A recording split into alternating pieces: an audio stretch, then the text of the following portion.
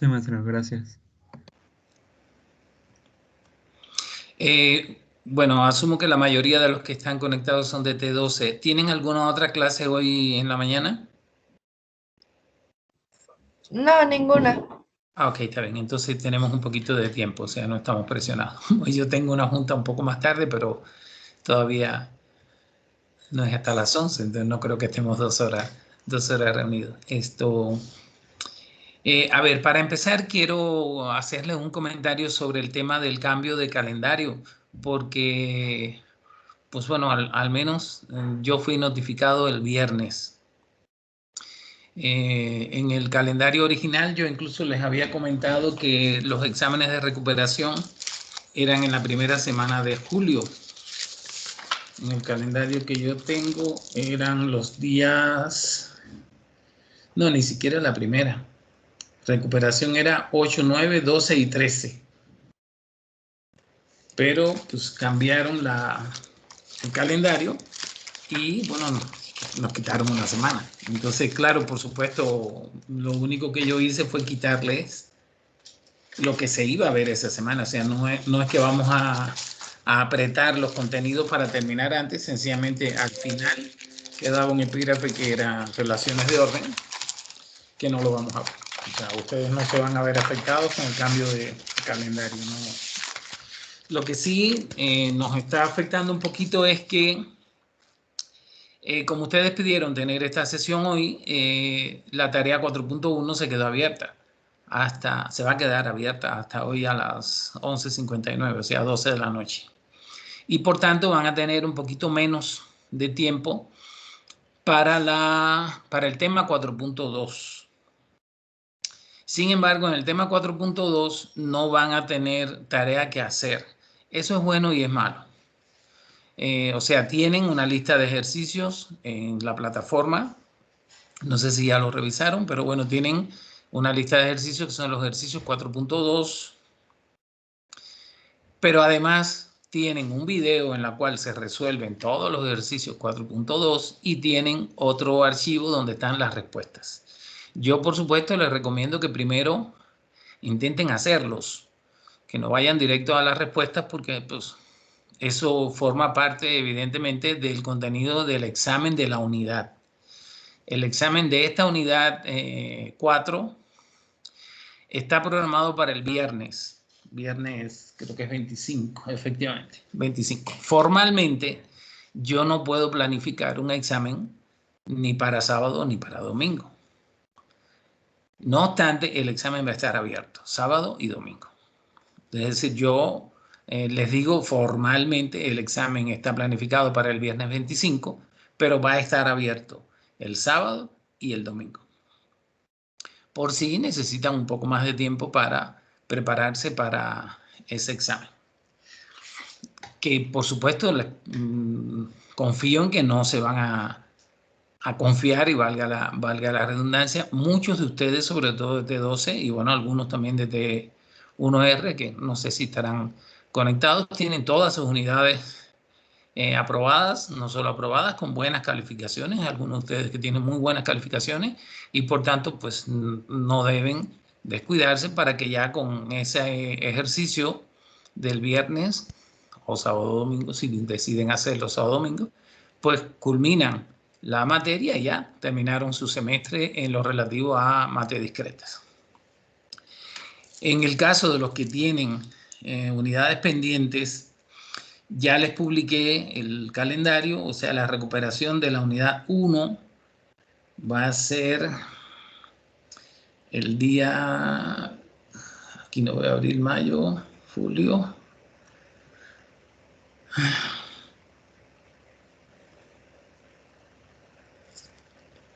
Uy, qué mal veo esto.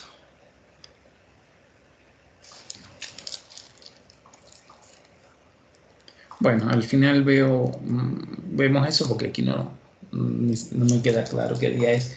25 debe ser 28, 29 y 30, supongo, ¿no? Sí.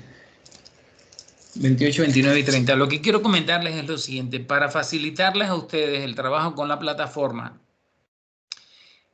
ustedes no deben ver, o sea, deben aparecerles como ocultas las unidades 1, 2 y 3.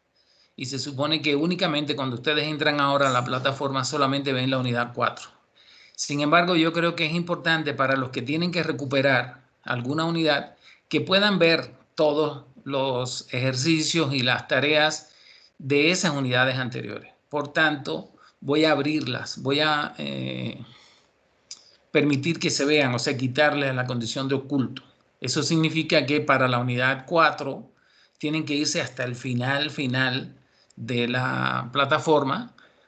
Pero bueno, eso es necesario. Algún estudiante ya me comentó que tiene que hacer recuperación de la unidad 1, que si yo le podía dar una guía o algo así. Pues la guía son los propios ejercicios que hicimos de la unidad 1, pero para que los pueda ver, entonces tengo que abrirlo en la plataforma. Eso significa que todas las unidades van a estar visibles y por tanto para los que no tienen ninguna unidad pendiente tienen que irse hasta el final a la unidad 4. Bueno, de todas maneras, al final, ustedes van a poder hacer todas las preguntas que quieran. Estamos en la unidad 4. Y realmente, bueno, para mí fue una sorpresa. Primero ver que casi no hacían. O sea, yo me mantengo todo el tiempo monitoreando la plataforma y veía que eran muy pocos los que estaban haciendo la tarea 4.1, o sea, los ejercicios 4.1. E incluso también veía que pues las calificaciones no eran las más altas. En el caso de T1.12 tampoco eran demasiado bajas, digamos, pero no eran las calificaciones que, bueno, en otras unidades, por ejemplo, era bastante común que en algunas tareas hubiera unos cuantos 10, unos cuantos 9, y aquí, aunque había calificaciones por encima de 70, no eran suficientes. Yo, sin embargo, pienso que la unidad 4 es, bueno, al menos yo pensaba que es la más fácil de las 4 porque asumo que la mayoría de esas cosas ya las vieron en algún momento, no sé si en secundaria o no sé si en la prepa o dónde, pero son temas que se estudian antes de llegar a la universidad. Sin embargo, no así con ninguna de las otras unidades, ni la 1, ni la 2, ni la 3. Entonces, ¿cuál es mi recomendación? Primero que revisen el material que les publiqué como material complementario 4.1. Es un material que apenas tiene 5 páginas. Voy a compartir mi pantalla.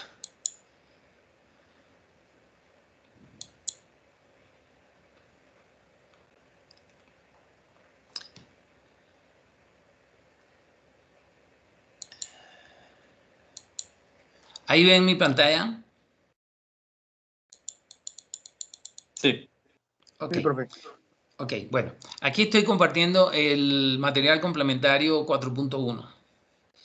Este es un material introductorio a la teoría de conjuntos donde, bueno, se explica, digamos, que en teoría de conjuntos hay una serie de conceptos que normalmente no se definen, como es el propio concepto de conjunto. Se asume que hay una noción intuitiva de qué cosa es un conjunto y no se da una definición matemática formal de conjunto. Luego se estudia lo que es un elemento o qué son los elementos y la relación de inclusión. Y entonces se habla de dos maneras de definir un conjunto, una manera que se conoce como extensional y una que se conoce como intencional. La extensional dice todos sus elementos, enuncia cada uno de sus elementos, y la intencional dice una propiedad que los define. O sea, cuando nosotros decimos definir un conjunto de manera intencional, lo que decimos, por ejemplo, si yo digo el conjunto de todos los alumnos de el grupo de 12, lo estoy diciendo de manera intencional. Para definir ese conjunto de manera extensional tendría que enunciar uno por uno el nombre de cada uno de los estudiantes del grupo T12. O sea, extensional, y lo dice aquí de una manera más extensa de definir el conjunto, hay que decir todos sus elementos. Por ejemplo, extensional sería A, E, I, O, U, intencional serían las vocales. Extensional serían, no sé, los las entidades federativas, perdón, intencional, yo digo el conjunto de todas las entidades federativas. Sin embargo, si lo voy a hacer extensional, tengo que empezar a decir Veracruz, Quintana Roo, Puebla, qué sé yo, Tlaxcala, San Luis Potosí, etcétera, etcétera. O sea, extensional tengo que mencionarlos a todos, intencional solamente la propiedad que los define. Son dos maneras de definir un conjunto. Y, bueno, aquí vienen algunos ejemplos. De esta primer epígrafe es muy importante el uso de dos símbolos. Bueno, dos símbolos con sus parientes. Este símbolo que voy a denotar aquí ahora, voy a ponerlo más grande todavía. Este símbolo, que parece una letra E, pero no es una letra E, es un símbolo que solamente se usa para eso, esto que aparece aquí, que es el símbolo de pertenencia. Y eso se lee así, se lee como pertenece a. Esta expresión que está aquí se leería A pertenece a G. Cuando uso este símbolo, siempre lo que queda a la derecha del símbolo es un conjunto y lo que queda a la izquierda del símbolo debe ser un elemento de ese conjunto.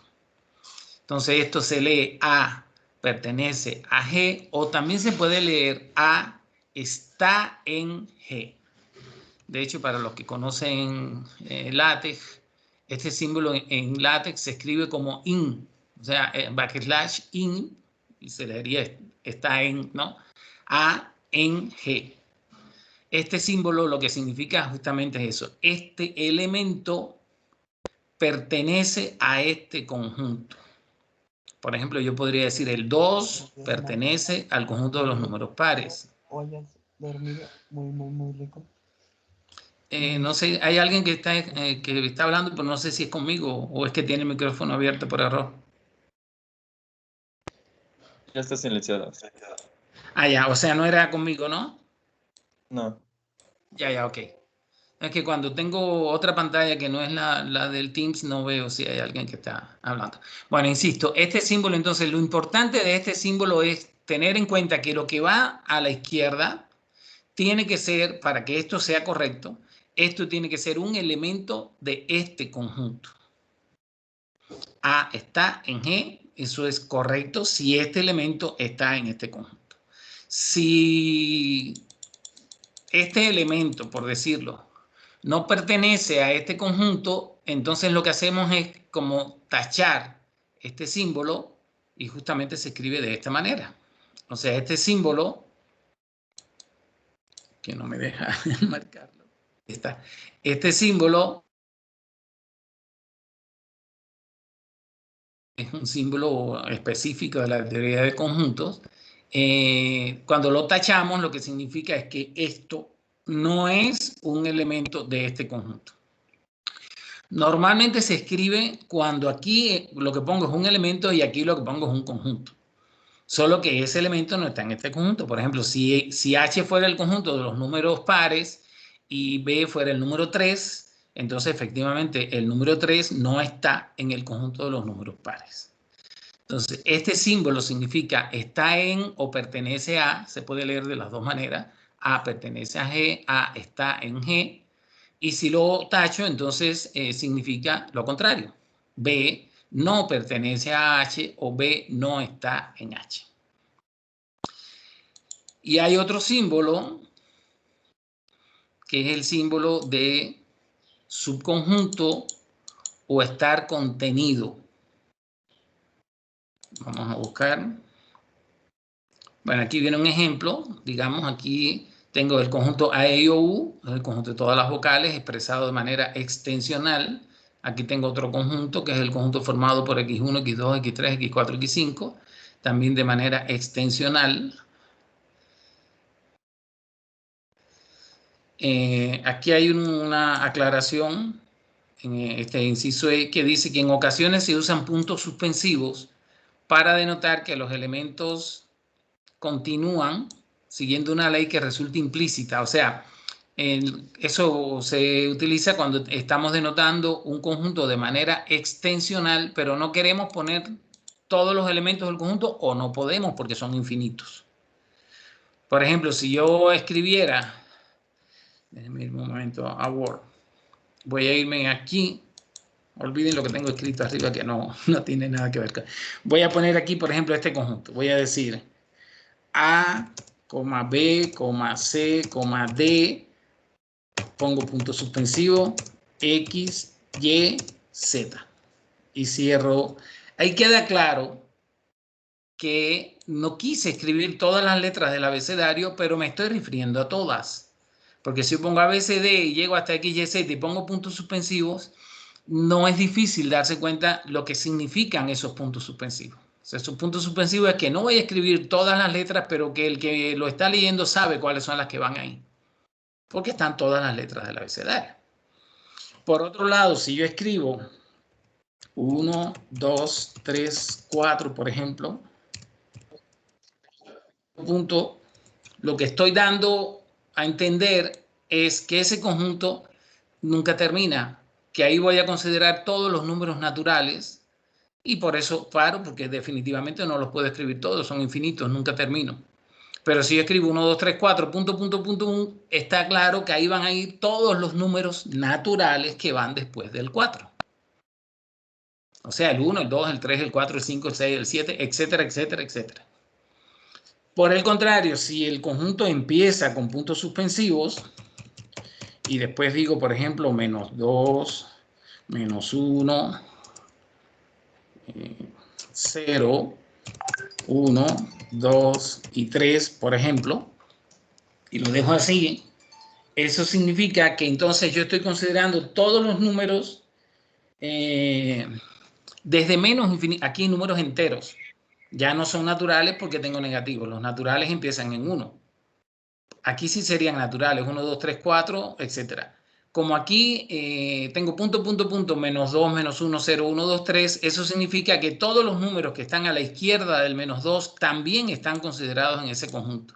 El menos 3, el menos 4, el menos 5, hasta, pues ese conjunto no termina nunca porque no existe el último número hacia la izquierda. Un conjunto infinito, por tanto, no termina nunca. A veces uno hablando dice hasta menos infinito, pero bueno, realmente menos infinito no es un número. Entonces esto es hasta no terminar nunca. Pero a la derecha sí termina en 3. Este conjunto a la derecha termina en 3. A la izquierda es infinito, pero a la derecha termina en 3. Por supuesto, el conjunto como conjunto es infinito porque tiene un número infinito de elementos y este conjunto empieza en menos infinito, ese menos infinito entre comillas porque no es un número, quiere decir que no se sabe dónde empieza y termina en 3. Si por el contrario aquí yo pongo punto, punto, punto, entonces ya este conjunto empieza en menos infinito y termina en infinito. Quiere decir que nunca termina. Decir que termina en infinito es una manera de hablar, pero es equivalente a decir nunca termina. Infinito no es un número de la misma manera que menos infinito no es un número. Entonces este número no termina nunca hacia la derecha ni termina nunca hacia la izquierda. Para eso usamos los puntos suspensivos. Cuando los puntos suspensivos están dentro de un conjunto, por ejemplo, imaginen que yo ponga aquí, voy a poner 0, 1, 2, punto, punto, 100, por decir, bueno, estoy considerando todos los números entre 0 y 100, pero no los quise escribir todos para ahorrarme, no sé, tiempo, espacio, lo que quiera, pero son todos los números entre el 0 y el 100. ¿Sí? Si por el contrario pongo los que faltan, tiene que estar claro cuáles son. Por ejemplo, si yo pongo aquí de 2 a 100, no queda claro exactamente qué conjunto es este. Sé que empieza en 2 y termina en 100, pero no sé cuáles son. Entonces sería preferible, por ejemplo, si yo pongo aquí 4, 6 y luego pongo aquí 98, 100. Ah, bueno, entonces está claro que aquí lo que van son todos los números pares, desde el 2 hasta el 100. O sea, yo debo poner suficientes números como para que quede claro qué significan los puntos suspensivos. De esta misma manera, si yo pongo aquí arriba, así, punto, punto, menos 2, 3, punto, punto, no queda claro el conjunto, qué cosa es ese conjunto. Entonces, debería poner yo más elementos para que me quede claro. O sea, los puntos suspensivos deben ser fáciles de interpretar. Bueno, eso es lo que dice por aquí de los puntos suspensivos. Esto es una notación que, bueno, es una manera intencional de definir un conjunto. Aquí está diciendo que son los números de la forma A sobre B, tales que A es un número real y B también un número real, por supuesto, distinto de 0 porque no existe la división entre 0. O sea, estos serían todos los quebrados, para decirlo de alguna manera, todas las fracciones, donde el numerador es un número real y el denominador también es un número real, pero diferente de 0, porque si no, no existe ese número. Ajá. Entonces, bueno, ahí les decía que podemos representar un conjunto de manera intencional o extensional. Por aquí también hay una aclaración que dice que los elementos en un conjunto no se repiten. O sea, no se escribe A, A, sino se pone una sola vez. O sea, tampoco no es correcto. O sea, normalmente no se pone, no es que no sea correcto, es que normalmente, por ejemplo, decir yo tengo los números 1, 3, 5, 1 y 7. Y bueno, tengo el conjunto formado por los números 1, 3, 5, 1 y 7. ¿Cuántos elementos tiene ese conjunto? Pues tiene 1, 2, 3, 4. Porque el 1 no lo voy a contar dos veces. O sea, ahí aparece el 1 dos veces, pero en un conjunto los elementos se cuentan una sola vez. Por tanto, este conjunto se puede escribir de esta manera. 1, 3, 5, 7. O sea, es un conjunto que tiene 4 elementos. Los elementos dentro de un conjunto ni se repiten ni están ordenados. O sea, si yo en lugar de escribir ese conjunto de esa manera, escribo el conjunto el conjunto formado por los números 1, 3, 5, 7 y el conjunto formado por los números 3, 5, 1 y 7 son exactamente el mismo conjunto. Porque en un conjunto no hay orden. Ustedes que estudian tecnología de la información, ese es un concepto importante. O sea, no es lo mismo cuando están trabajando con estructuras de datos, no es lo mismo tener un conjunto que tener un arreglo. En los arreglos sí hay orden. Y entonces cuando yo accedo al elemento, no sé, A en 0, bueno, A en 0 es el primer elemento del arreglo A. Pero aquí, cuando se trata de conjuntos, no de arreglos, no hay orden. Este conjunto, el conjunto formado por los elementos 1, 3, 5, 7, es el mismo conjunto que el formado por los elementos 3, 5, 1, 7. Es exactamente igual. El símbolo que se usa aquí es igual. Porque no hay orden. En los arreglos sí hay orden. Pero aquí no vamos a ver arreglos. De ponerle orden, ponerle un orden se le llama como arreglo. Arreglo. ¿No han usado ustedes no sé, en las asignaturas de programación arreglos? No, solo hemos visto condicionales if y else. Pero como estructura de datos no han visto arrays. No, maestro. O sea, normalmente cuando se definen como array. Es un array. No lo hemos visto. Bueno, ya lo verán, entonces se van a acordar de mí cuando lo vean. Una cosa es, les decía, una cosa es conjunto, que bueno, depende del lenguaje de programación, puede ser que se defina como set. Y entonces, por ejemplo, yo puedo decir if x in, y si yo definía A como un set, entonces digo if x in A, y entonces ahí tengo una cláusula condicional. Previamente definí A como un set, y entonces si x está en A, se ejecuta la acción que sea, y si no, pues no se ejecuta, ¿no? Pero eso es si lo defino como un set. En el caso de los arrays, entonces lo que tenemos sería, por ejemplo, A en I, y entonces yo tengo A en 0, es el primer elemento del arreglo. Ya saben que en computación normalmente se empieza a contar en 0. Entonces A en 0 sería el primer elemento del array. Y por ejemplo, si yo digo que I, por decir un caso, no sé, I recibe I más 1, entonces lo que estoy haciendo es yéndome y después asumo A en I. Bueno, ya en I no tiene el elemento que yo tenía en A en I, sino el siguiente. ¿Me explico? O sea, el índice del array se incrementa, eso significa que entonces me moví a la derecha en el array. Si esto fuera un array, esto fuera A en 0, esto es A en 1, A en 2, etc. Pero bueno, no nos compliquemos con eso ahora, que no es lo que viene al caso. Pero bueno, después lo van a estudiar. Entonces, el otro símbolo que se utiliza mucho en teoría de conjuntos, son de los primeros símbolos, y es lo que tienen ustedes aquí en 4.1, es el símbolo de inclusión. El símbolo que parece una E es de pertenencia. El símbolo que parece una C es de inclusión. ¿Cuál es la diferencia? Es que este símbolo no se usa entre un elemento y un conjunto, sino entre un conjunto y un conjunto.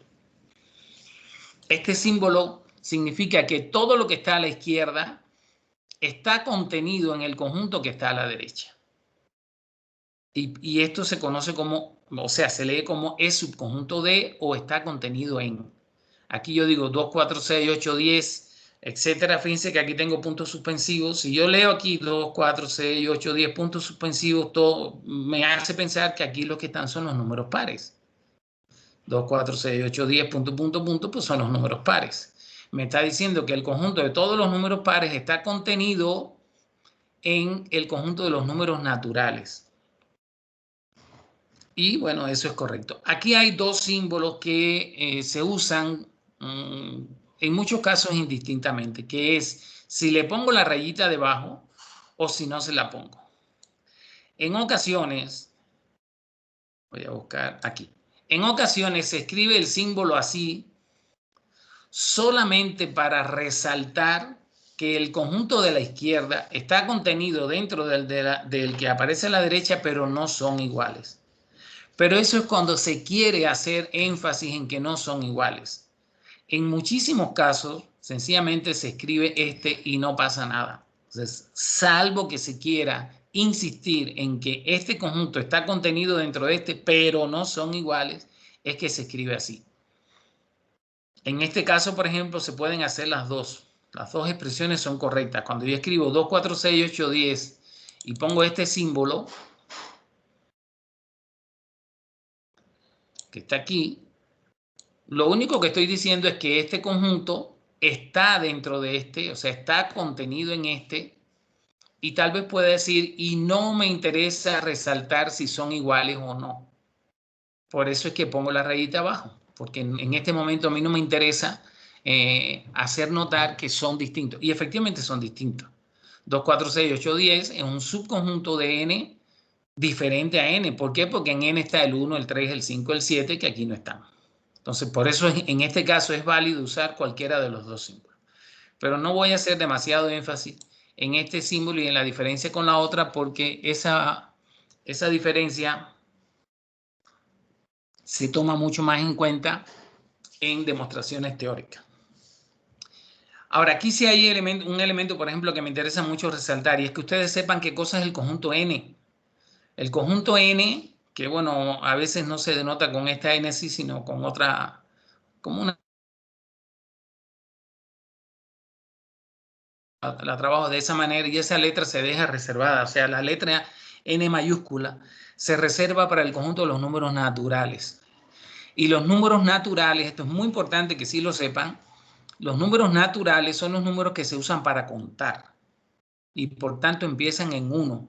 Los números naturales empiezan en 1. 1, 2, 3, 4, 5, 6. O sea, los números que se usan para contar. Y Z son los números naturales más, o sea, en Z están todos los números naturales, pero también están todos los números enteros, se conoce así como enteros negativos, y también está el 0. Entonces, cuando hablamos de Z, en Z están, o sea, cuando yo hablo de N, en N tengo el 1, el 2, el 3, el 4, el 5, el 6. Todos los positivos. Todos los números con los que contamos desde niño, como cuando uno juega a los escondidos. 1, 2, 3, 4, 5, 6, esos son los números naturales. Ahora, cuando hablamos de los números enteros, así se llaman, entonces los números enteros incluyen, los números enteros empiezan en un número, O sea, no sabemos dónde empiezan porque esto va hasta menos infinito. Insisto, menos infinito no es un número y por tanto, ¿dónde empiezan los números enteros? En un número que es indeterminado. Entonces yo podría empezar aquí a decir, bueno, menos 3, menos 2, menos 1, 0, 1, 2, 3. Y esta sería una representación de los números enteros, desde menos 3 a 3.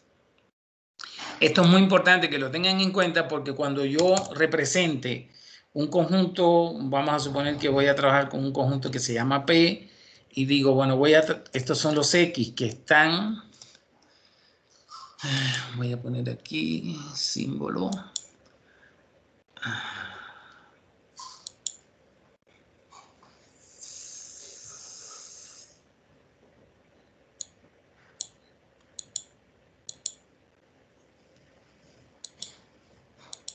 Por ejemplo, los X que están en Z.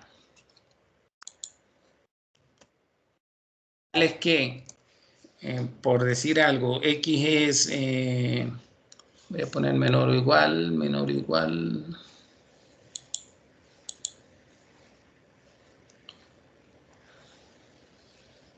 A ver si encuentro por aquí el menor o igual.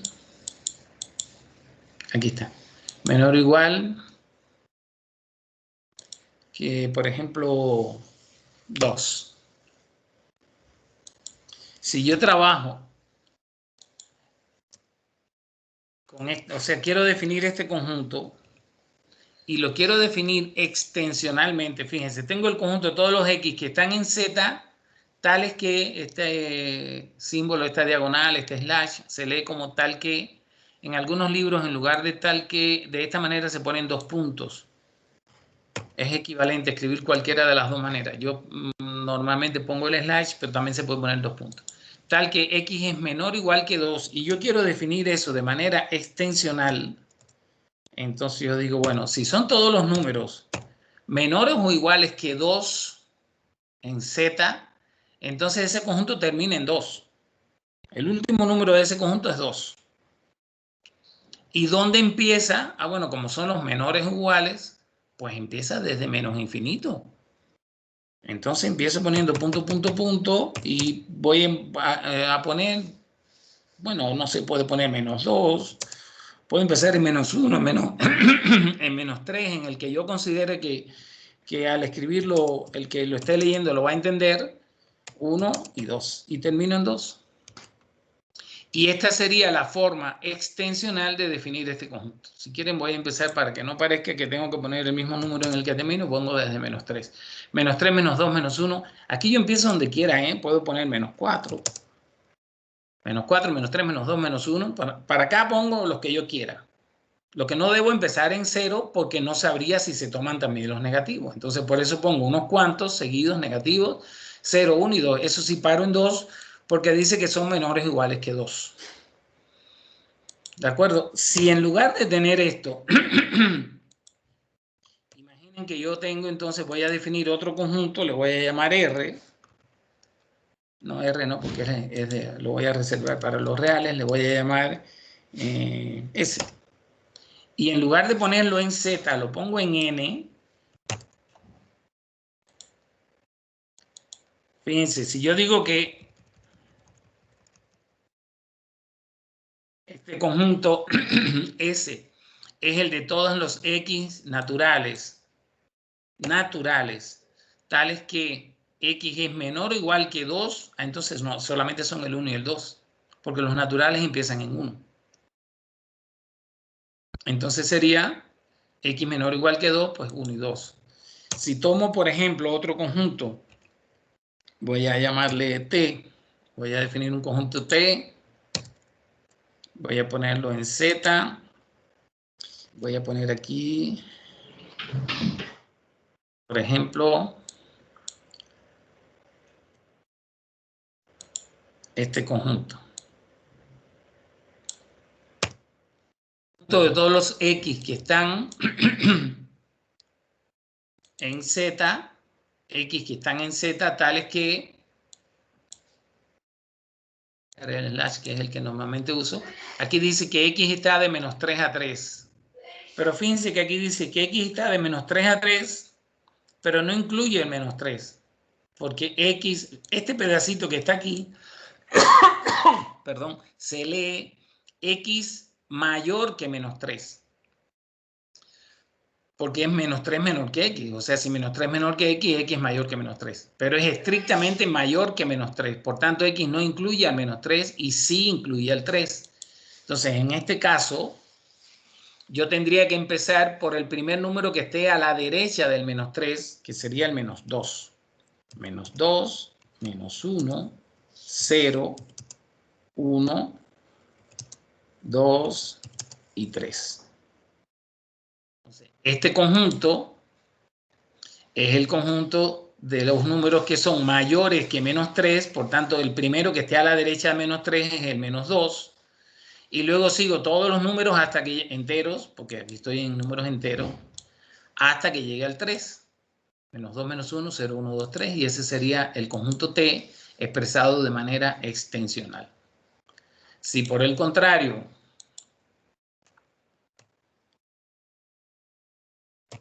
voy a tomar aquí otro conjunto, le voy a llamar ese conjunto L, y en lugar de poner aquí menor, voy a poner menor igual. Supongan que aquí tengo, por ejemplo, voy a poner menos 2, y aquí voy a poner, bueno, menor igual que 4. Si en este caso digo que son, voy a poner menos 4.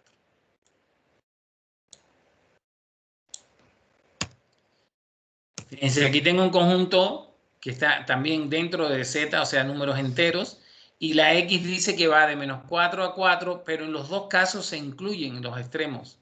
Aquí tengo menor o igual y aquí menor o igual. Eso significa que son todos los números que van de menos 4 a 4. Entonces sería menos 4, menos 3, menos 2, menos 1, 0, 1, 2, 3. Todos los números enteros que van de menos 4 a 4. Si tuviera otro conjunto, imagínense que tengo ahora el conjunto H. Los conjuntos siempre se denotan con letra mayúscula. Es un convenio. Voy a poner aquí menos 1, menor, y aquí voy a poner menor que 2.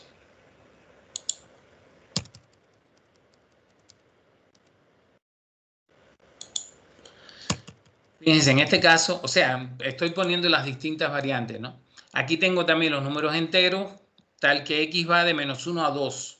Pero fíjense que en ningún caso está menor o igual. Aquí dice que X es mayor que menos 1 y menor que 2. Estrictamente, estos signos no incluyen la igualdad. Si no incluyen la igualdad, quiere decir que yo tengo que poner todos los números que van de menos 1 a 2 sin incluir ni el menos 1 ni el 2. Entonces, aquí esto no está bien. O sea, empiezo con, no pongo el menos 1, porque aquí no dice igual. Si fuera menor o igual, entonces sí. Pero como es estrictamente mayor que menos 1, entonces el menos 1 no lo pongo. Pongo el primero que venga después de menos 1, que es el 0.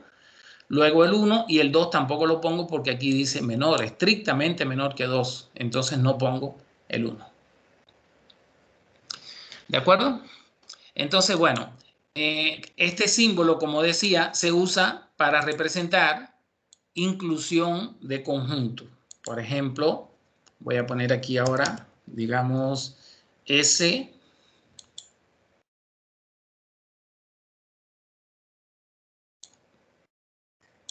Voy a borrar esto que está acá arriba. Voy a poner aquí, por ejemplo, S mayúscula está contenido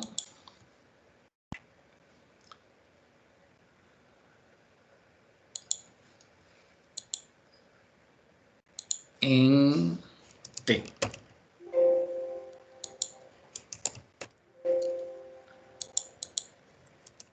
Ese está contenido en T.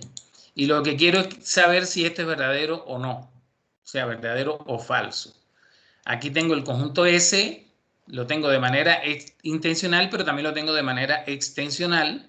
Tengo aquí que en el conjunto S están los números 1 y 2. Y aquí me está diciendo que S está contenido en T. Y en T están los números -2, -1, 0, 1, 2, 3. O sea, efectivamente, todos los números que están en S, que son el 1 y el 2, también están en T. Por tanto, esto es verdadero.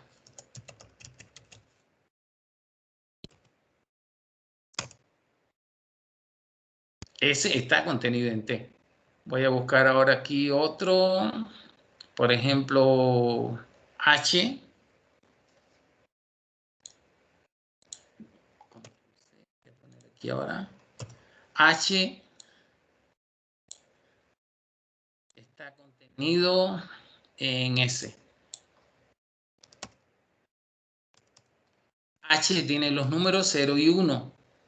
Y el 0 no está en S. El 1 sí, pero el 0 no.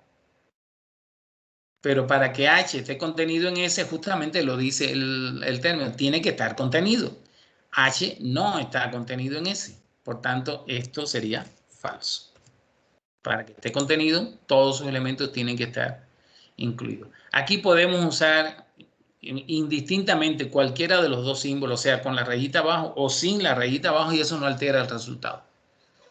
Sigue siendo verdadero porque ese está contenido totalmente en T y H no está contenido en S.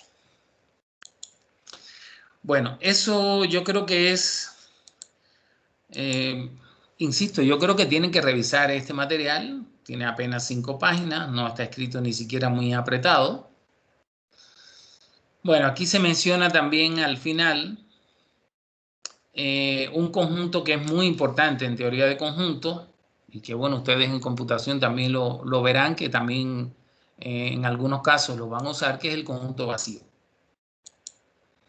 El conjunto vacío es un conjunto, o sea, formalmente el conjunto vacío es un conjunto, pero que tiene la característica que no tiene elementos. Igual, para denotar el conjunto vacío se usa un símbolo de la teoría de conjunto que se parece al que a veces usamos para diferenciar el cero de la letra O. Cuando vamos a veces cuando uno escribe quiere diferenciar el cero de la letra O y lo que hace es que pone un cero y como que lo tacha, ¿no? Entonces, bueno, este símbolo es el símbolo que se usa para denotar el conjunto vacío, pero también se denota de esta manera. O sea, una llave que se abre con una llave que se cierra y dentro no hay nada. Justamente como no hay nada, pues eso denota el conjunto vacío. ¿Qué es muy importante? Bueno, primero saber que el conjunto vacío es un conjunto y no tiene elementos, pero es un conjunto. Entonces, por ejemplo, si yo escribiera esto, voy a poner aquí el signo de pertenece, digamos a este mismo. Por ejemplo, aquí lo que estoy diciendo es que el conjunto vacío pertenece a los números naturales. Eso está mal escrito, eso no es correcto. Aquí tendríamos que decir que eso es incorrecto. ¿Por qué es incorrecto? Porque el símbolo este, como yo les decía, se usa entre un elemento y un conjunto. Y el vacío no es un elemento de los números naturales. ¿Por qué no es un elemento de los números naturales? Porque los números naturales, todos sus elementos, justamente son números. Entonces, el vacío no puede ser un elemento de los números naturales. Sin embargo, si en lugar de escribirlo así, yo escribo esto otro,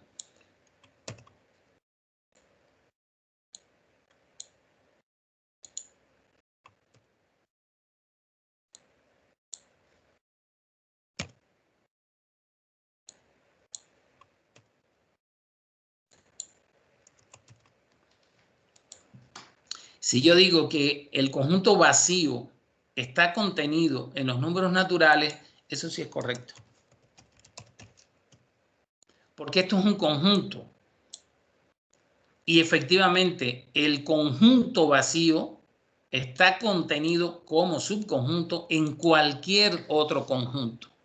Cualquier conjunto que sea, contiene como subconjunto al conjunto vacío, pero no como elemento.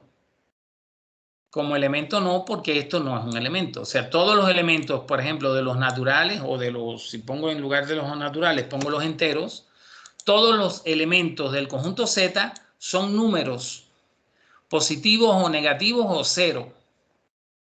Pero el vacío no es un elemento de Z ni de N. Eso es incorrecto. Sin embargo, como subconjunto, sí, es un subconjunto de cualquier conjunto. Entonces, Y ahí a los termina el... ejercicios que nos dejó, Dígame. hay uno que dice cuáles son los que pertenecen al conjunto vacío. Yo hice algunas operaciones y resulta que dentro de unas, la solución no cabe dentro de los números reales, por ejemplo, ¿no? Que salen números complejos. Entonces, como salieron números complejos y no están dentro de los reales, yo puse que era conjunto vacío. A ver, No sé si ¿me esté puedes bien. dar más detalle de lo que me estás diciendo? Porque no te sigo. Me estás diciendo Ah, que... es que hay unos ejercicios que nos dejó Ujú. y en unos tenemos que decir cuáles pertenecen al conjunto vacío. Es que no es El posible que... escrito, Perdóname, es que me estás diciendo cuáles pertenecen al conjunto vacío. Eso que me acabas de decir no está bien dicho. Entonces el ejercicio no puede pedirte cuáles pertenecen al conjunto vacío. A ver, dime cuáles son los ejercicios 4.1. sí, ya lo voy a leer bien, disculpe. Señala los que son el conjunto vacío. Ahora sí. Fíjense, no es lo mismo pertenecer al conjunto vacío. Sí, ok. Tienes que decir cuáles de esos conjuntos. Tengo entendido que incluso el ejercicio dice, determina si es unitario, finito, vacío o infinito, ¿no? O ese es otro Ese es ejercicio. otro. Ese es otro. Ah, ok, El espérame. que yo le digo está en el inciso 5. Sí, vamos a buscarlo aquí, espérame. De los ejercicios 4.1, ¿verdad? Sí, maestro. Ejercicio 4.1. Ajá. A ver, ¿me estás diciendo que es cuál? ¿El 5? El 5. Sí, ajá. De entre los siguientes conjuntos señala los que son el conjunto vacío, correcto. Ajá. Efectivamente, o sea, en estos casos son ecuaciones o inecuaciones y me estás hablando, por ejemplo, del inciso A. Sí, por ejemplo, en ese Ya, inciso A, la efectivamente. solución es de números imaginarios. Sí, pero como aquí dice que A es el conjunto de los números reales, tales que satisfacen esta ecuación, bueno, la forma de resolver el ejercicio es tratar de resolver la ecuación. Lo pueden hacer con cualquier software que hay en Internet. Hay muchísimos software que resuelve ecuaciones. O si no, con lo que ustedes estudiaron, pueden buscar el discriminante B2 menos 4AC. Aquí B2 sería 1 al cuadrado 1 menos 4 por 1 y por 1. Me queda negativo y al ser discriminante negativo, esto no tiene solución en los números reales. Como dice que X está en los números reales, como no tiene solución en los números reales, efectivamente este conjunto es vacío. Es el vacío, ¿no? Es Ya. vacío. Sí. En el Muy inciso bien. B, por ejemplo, dice X está en los reales y es menor que 4 o mayor que 6. Menor que 4 o mayor que 6, pues hay infinitos. Pues menos es infinito, ¿no? Hay muchísimos, entonces por tanto no es vacío, porque lo único que me están preguntando es que si es vacío. Este Sí. conjunto no es vacío. Sin embargo, aquí dice que en el inciso E, dice que X es un número real que es menor que 4 y mayor que 6. Pues no se puede ser menor que 4 y mayor que 6. Por tanto, este sí es vacío. El inciso E es vacío. Porque son todos los números reales que son X tiene que ser menor que 4 y, recuerden que este símbolo es de y, de conjunción, y X menor que 4 y mayor que 6. No se puede ser menor que 4 y mayor que 6 a la vez. Por tanto, este es vacío. En el caso del F dice X es mayor que 4 y no es mayor que 6. Bueno, este no es vacío porque el 5, bueno, y el 4.1 también, porque aquí estamos en R, ¿no? Ni siquiera son los números enteros. Aquí el 4.1 El número 4.1, que es un número real, es mayor que 4 y no es mayor que 6. O sea, estarían todos los números que son mayores que 4 y menores que 6. Entre ellos está el 5. Pero como es R, hay infinitos números que son mayores que 4 y no son mayores que 6. ¿Sí? Ok. Aquí, por ejemplo, el D dice X está en R tal que X más 5 es igual a 5. Bueno, si X más 5 es igual a 5, X es igual a 0. Entonces, D es el conjunto que contiene el número 0, por tanto, no es vacío. Porque contener al número 0 lo convierte el conjunto y ya no es vacío. El 0 está en ese conjunto. Porque 0 más 5 es 5. Por tanto, el D no es vacío. Ok, ¿Sí? ok. Ya lo voy corrigiendo. Ajá. Ok. Bueno, hasta aquí alguna pregunta. Les recomiendo que usen el símbolo de levantar la mano.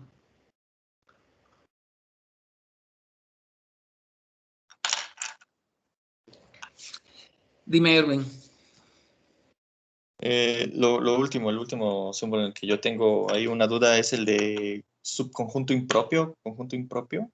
Ve que se señala con un tachecito ahí atrás. No, ahí sí creo que también me equivoqué bastante. Solo es eso. ¿De los 4.1 también?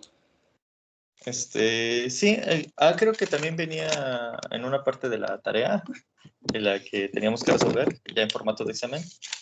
Y recuerdo por ahí en unos blogs haber leído del subconjunto impropio. Sí. Pero me parece, te lo voy a aclarar ahora, pero creo que en los ejercicios no aparece subconjunto impropio, ¿eh? Pero creo que los de la tarea sí, maestro, ya cuando lo presentamos. Creo que sí, recuerdo haber visto como dos. Bueno, a ver, precisamente cuando les hablaba de los símbolos de subconjunto, este símbolo que está aquí, siguen viendo mi pantalla, ¿verdad? Sí, maestro. Ajá. Este símbolo que está aquí, lo que representa, como les decía, es que es subconjunto, pero pudiera ser igual. No excluye la posibilidad de que sean iguales. Es que un conjunto es subconjunto de sí mismo, siempre, porque todos los elementos que están en él, aunque parezca cacófono decirlo. O sea, ¿qué significa? ¿Qué significa? Que un conjunto está contenido en otro, que todos los elementos de él, del primero, digamos, están en el segundo. Pero si los dos son iguales, claro que está contenido, porque todos los elementos que están en él están en el otro porque son iguales. Entonces, justamente les decía que se usa el símbolo sin el signo de igual debajo para señalar que entonces se trata de un conjunto propio. Cuando decimos que es un subconjunto propio, lo que estamos diciendo es que es propiamente un subconjunto y no el mismo. Entonces, también se le da el apellido de impropio al conjunto vacío. Entonces, un conjunto, aquí en este caso, por ejemplo, dice, voy a disminuir un poquito el tamaño de la letra, lo que estamos diciendo es que si yo tuviera un conjunto A que tiene los elementos 0 y 1, sus únicos subconjuntos propios son el 0, el conjunto formado por el número 0, que no es lo mismo que el 0. O sea, si yo digo el 0 es un número. Y esto que está aquí no es un número. Eso es muy importante que quede claro, porque hay una pregunta de la tarea y además del examen que va en esa dirección. O sea, esto que yo estoy marcando aquí no es el 0, esto no es un número, esto es un conjunto que tiene como único elemento el número 0, pero no es el 0. Y esto que está aquí es un conjunto que tiene como único elemento el número 1, pero no es el 1. O sea, yo no puedo, entre esto que está aquí y esto que está aquí, yo no puedo sumar, no puedo restar, no puedo multiplicar, porque esas son operaciones entre números y estos no son números, estos son conjuntos. Yo aquí lo que podría hacer es unión de conjuntos, intersección de conjuntos, diferencia de conjuntos, etc. Entonces, aquí tengo como subconjunto propio de A al conjunto formado por el número 0, al conjunto formado por el número 1, y no hay más subconjuntos propios, porque este conjunto tiene dos subconjuntos que no son propios. Uno es el vacío, que es subconjunto de cualquier conjunto, y A, que es subconjunto de él mismo, porque todos los elementos que están aquí, pero es un subconjunto que no es propio. Entonces, justamente, los subconjuntos propios son los que no son ni el vacío ni el conjunto completo. Digamos, por ejemplo, si yo considerar aquí, imagínense que tengo un conjunto D que tiene, voy a poner 1, 2 y 3. Tengo esos tres elementos D. Y yo quiero saber cuáles son los subconjuntos propios de este conjunto. Entonces, los subconjuntos propios de ese conjunto serían, por ejemplo, el 1 es un subconjunto propio. El conjunto formado por el número 1, el conjunto formado por el número 2, el conjunto formado por el número 3, el conjunto formado por el 1 y el 2, el conjunto formado por el 1 y el 3, el conjunto formado por el 2 y el 3, el conjunto formado por el 1, el 2 y el 3.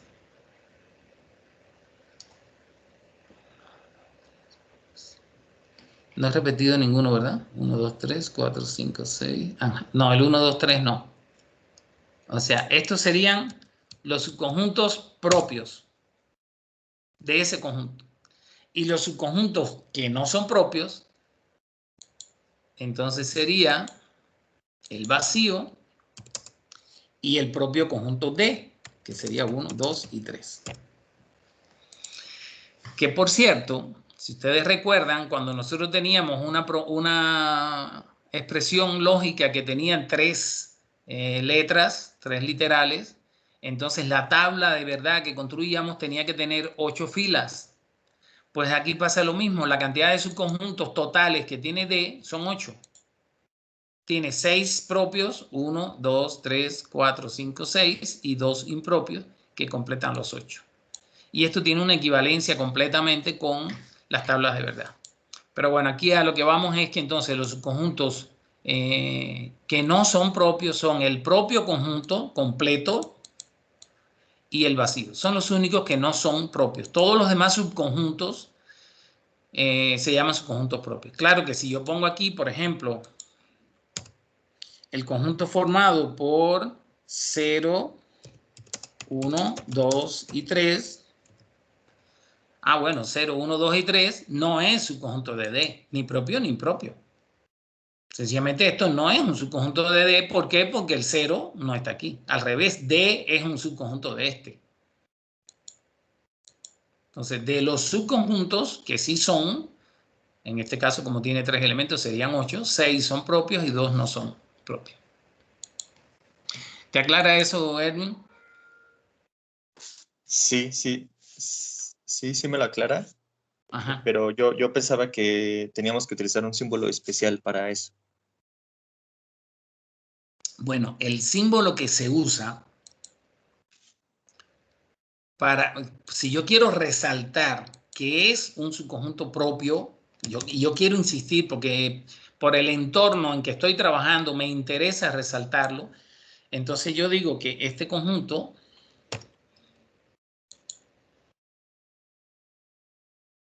voy a tomar ahora aquí este. Bueno, ahora lo edito acá.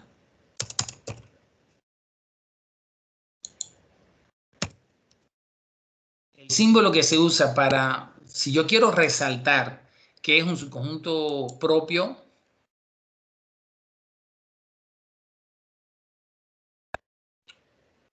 este símbolo.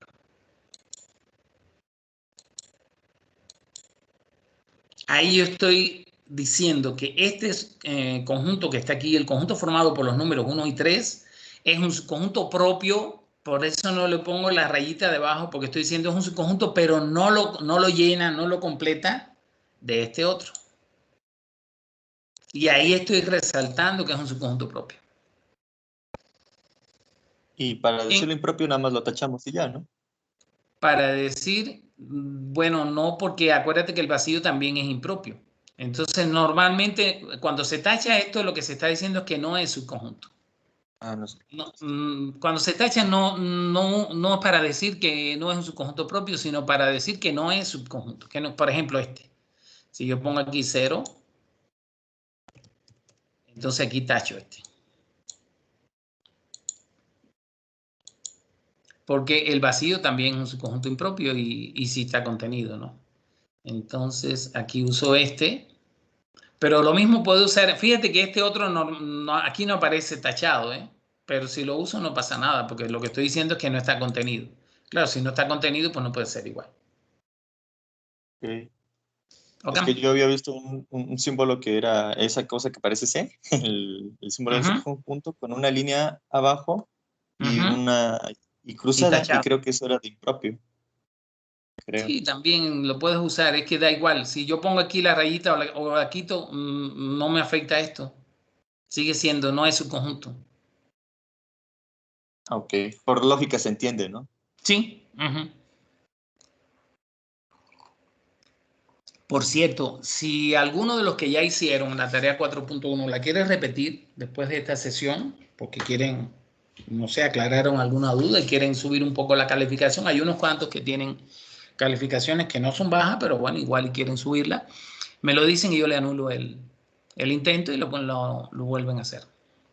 Hay varios que tienen la tarea hecha, la 4.1, que es la única que vamos a tener aquí porque en la 4.2 sería muy complicado que les ponga yo ahora entregar una tarea antes del jueves para entonces el viernes tener el examen. Entonces el 4.2 no va a tener tarea, es solamente los ejercicios para que ustedes, pero es muy importante, muy importante. Y si quieren les digo muy, porque ejercicios iguales que los de la tarea 4.2, o sea, de los ejercicios 4.2, que no es tarea, están en el examen de la unidad 4. Entonces igual nos mantenemos durante la semana, me pueden enviar sus ejercicios, profe, dígame si esto está bien o si voy bien y yo ahí les voy diciendo, porque de ese mismo tipo de ejercicios van a tener en el examen de la unidad 4. Bueno, de lo que hemos visto hasta aquí, ¿alguna otra pregunta? Ok, bueno, entonces lo otro que tienen ya publicado, que voy a aprovechar para, de todas maneras, si antes del viernes quieren otra sesión, la podemos hacer, pero lo otro que tienen publicado en la plataforma,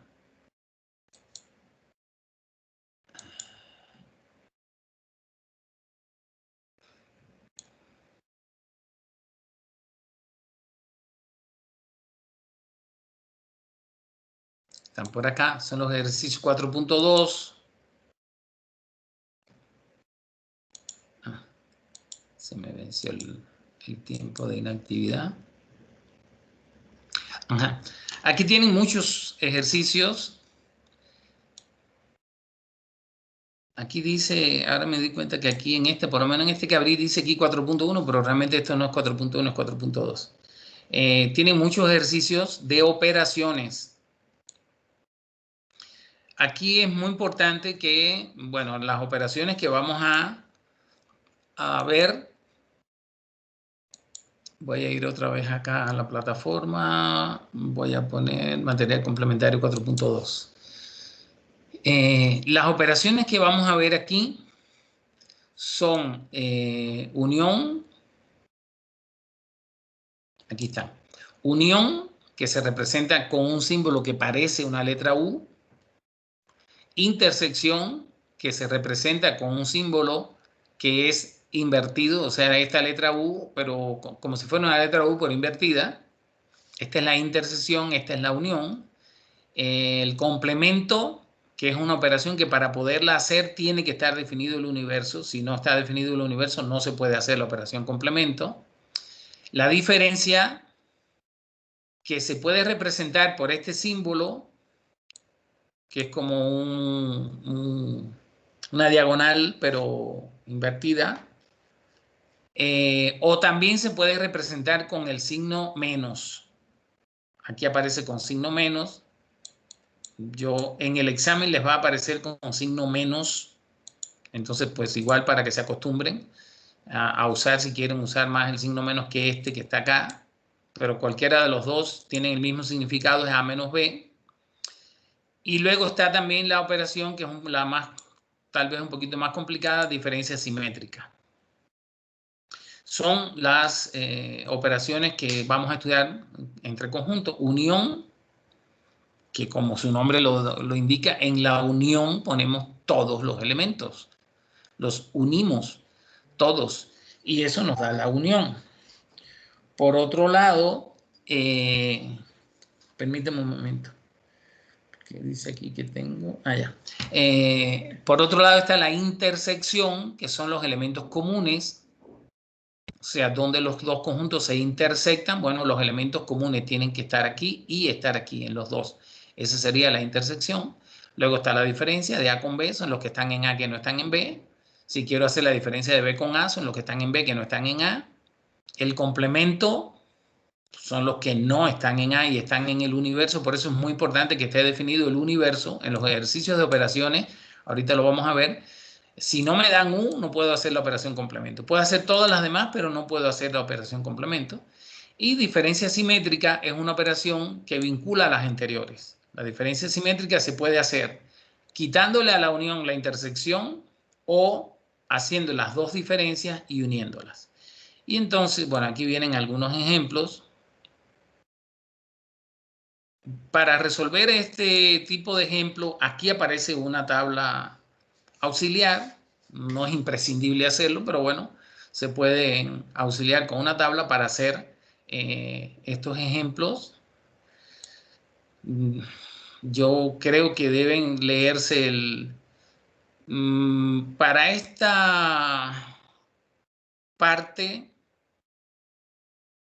creo que pueden obviar de aquí, de donde dice diagramas de Venn hacia abajo, o sea, no van a tener ejercicios de diagramas de Venn. Entonces lo pueden obviar, los diagramas de Venn y las propiedades. Eso pueden no revisarlo. Pero entonces, acá tienen los ejercicios 4.2. No solo tienen los ejercicios 4.2. En los ejercicios 4.2 si hay algo de diagrama de Venn, lo pueden obviar, pueden no hacerlo, no les va a aparecer en el examen. Ejercicio 3 lo pueden obviar. Lo pueden hacer también, no es nada complicado, pero bueno, aquí es más importante que hagan todos estos ejercicios de operaciones y como les digo, tienen incluso aquí un archivo donde están las respuestas de todos esos ejercicios. Todos esos ejercicios están resueltos aquí. Están todas las respuestas. Y no solo están todas las respuestas, sino que además tienen un video donde les explico cómo se hacen todos esos ejercicios. Entonces, aquí pues dice acá. Bueno, creo que aparece incluso 2 veces en la plataforma, pero bueno, aquí tienen.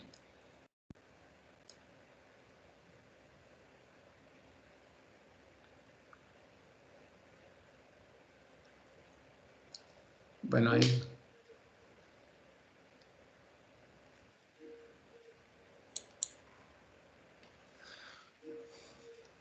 Bueno, algo pasa que no.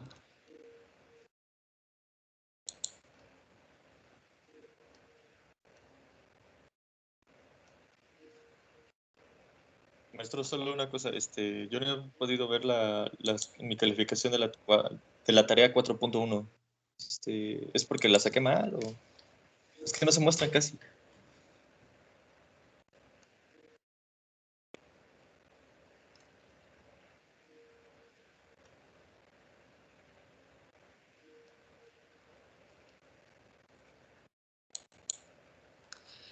Creo que estuve un tiempito fuera, ¿no? O sí, Sí, pero fue mucho tiempo que dejaron de escucharme.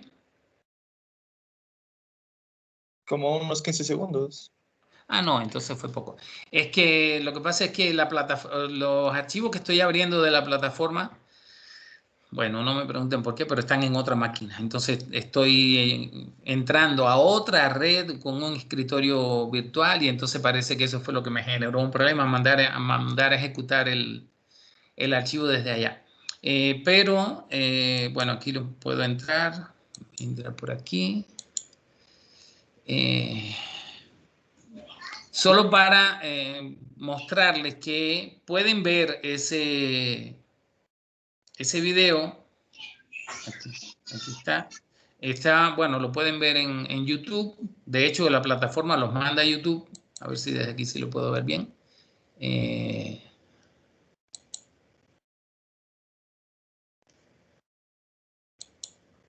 Operaciones con conjuntos. Creo que en el video, si lo leen allá en la plataforma, estoy casi seguro que hay un error en alguno de los incisos, pero en la plataforma se los escribí. No sé si en el video también está. Bueno,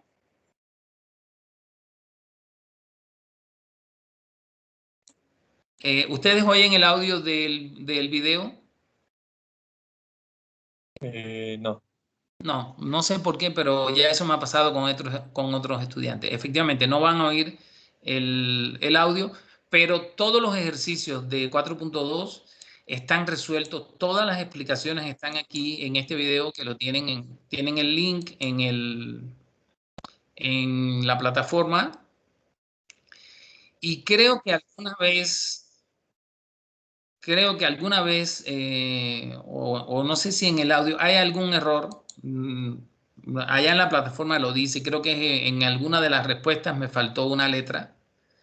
Entonces, bueno, en la plataforma lo dice para que si cuando están resolviendo ustedes o viendo mis respuestas ven que hay una diferencia. Yo no recuerdo si después edité, porque este video tiene ya algún tiempo, no me acuerdo si lo edité y aclaré o corregí el error que había ahí.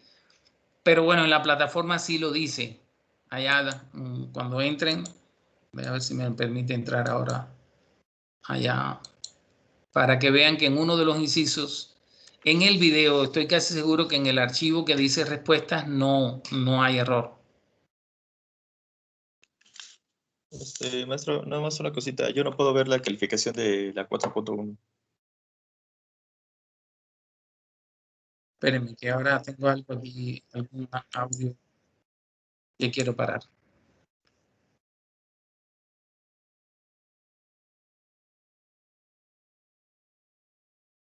Espérenme un momento.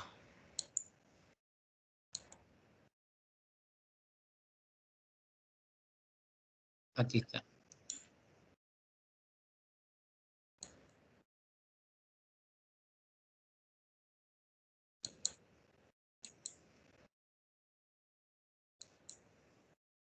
Es que me sigue. Ya. Es que tenía un video abierto acá.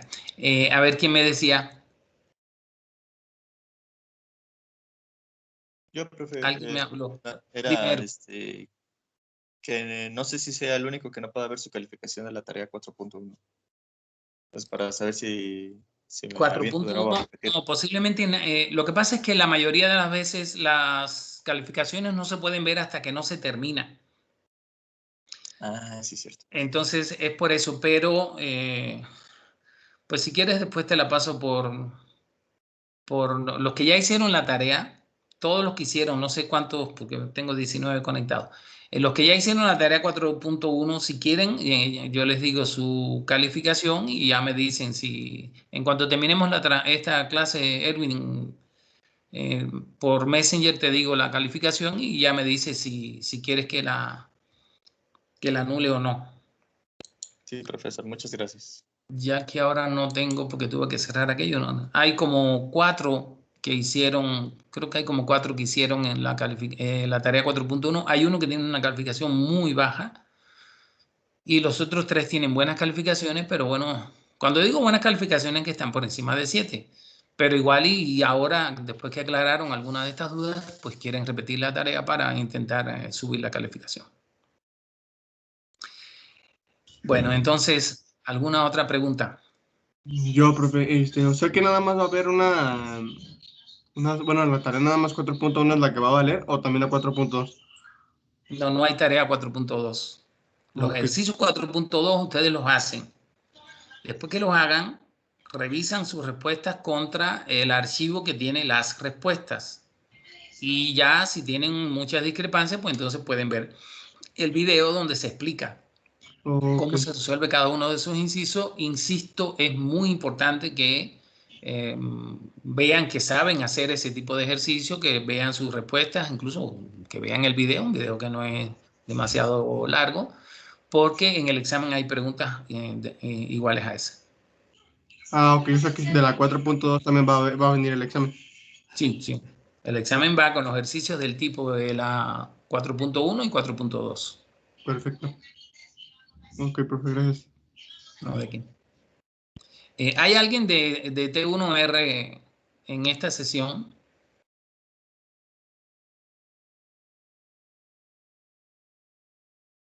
Bueno, parece que no. De todas maneras, les comentaba al inicio, por si algunos llegaron un poco después, ya tienen publicado el calendario de los exámenes de recuperación. Para prepararse para esos exámenes de recuperación, yo les recomiendo que usen los mismos ejercicios que hicimos durante el semestre. O sea, los exámenes van a ser equivalentes a los que hicimos. Entonces, los mismos ejercicios les van a servir. Por eso voy a abrir toda la plataforma, todas las unidades van a quedar abiertas. Ahora les va a costar un poquito más de trabajo ubicarse porque, bueno, hasta ahora yo las había cerrado para que fueran directos. Por ejemplo, en este momento solo ustedes podían ver la unidad 4, pero lo voy a abrir todo para que puedan usar los ejercicios para prepararse. El primer examen de recuperación es el 28 y va a ser el de la unidad 1. Ese día solamente unidad 1. El 29 van a ser unidad 2 y 3 juntos. Va a ser un mismo examen para los que tienen pendiente unidad 2 y unidad 3. Bueno, recuerden que los que aprobaron la unidad 3 y tenían la 2 reprobada, ya se les aprobaba. Entonces, no sé si queda alguien que tenga que presentar una sola o la 2 o la 3. Tendría que ser alguien que la 2 la aprobó y la 3 la reprobó. Puede ser que sí. Entonces, bueno, ahí yo les doy indicaciones de qué es lo que tienen que hacer cada uno. Y luego el miércoles, que sería 30, sería la recuperación de la unidad 4. Entonces, bueno, sería excelente que nadie tuviera que ir a recuperación de unidad 4. Tienen que prepararse bien para que no tengan problema con la unidad 4. Insisto, en la medida que vayan haciendo sus ejercicios, cualquier duda que tengan, me escriben por Messenger o por la plataforma. Supongo que ya están acostumbrados a que yo siempre les respondo. Si fuera necesario antes del viernes hacer alguna otra sesión por Teams, igual la programamos y la hacemos. Formalmente, repito, el examen es el viernes porque, por razones obvias, yo no puedo programar un examen para sábado ni para domingo. El examen es el viernes, pero va a estar abierto sábado y domingo. Quiere decir que si alguien prefiere no hacer el examen el viernes, hacerlo sábado o hacerlo domingo, va a tener la opción. El examen va a estar abierto hasta el domingo a las 11:59 y como es habitual tienen una única oportunidad y tienen 2 horas para resolverlo. Bueno, ¿alguna otra pregunta? ¿Comentario? Parece que no hay nadie de T1R porque pregunté y nadie me respondió. ¿Quién hablaba? Yo solamente dije que no hay ninguna duda. Ok, sí, gracias, Uriel. Bueno, entonces si no hay nada más, termino y voy a subirles el link a esta grabación de hoy a través del mismo grupo de Facebook. Y bueno, nada, nos mantenemos en contacto. Insisto, muchachos, yo creo que el comportamiento de la mayoría hasta ahora ha sido bueno, en general, en comparación con otros grupos del primer semestre y por tanto, pues no vamos a dejarnos caer ahora. Esta semana, ahí intensamente a prepararse para sacar una buena calificación. Y nada, nos mantenemos